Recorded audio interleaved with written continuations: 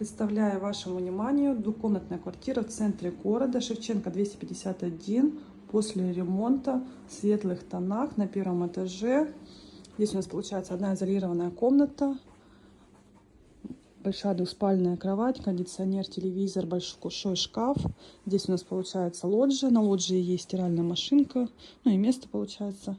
Большой шкаф, большой телевизор.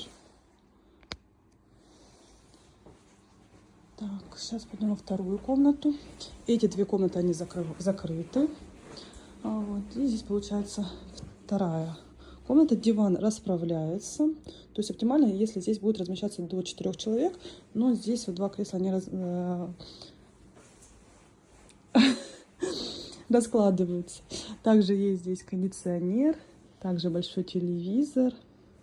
Вот здесь, кстати, во дворе парковочное место, куда можно оставить машину, кто на машине вдруг приедет или кто-то захочет здесь арендовать машину. Так, и идем санузел смотреть. Два раздельных санузла, ванная, раковина, полотенцесушитель. Здесь туалет. Здесь кухня.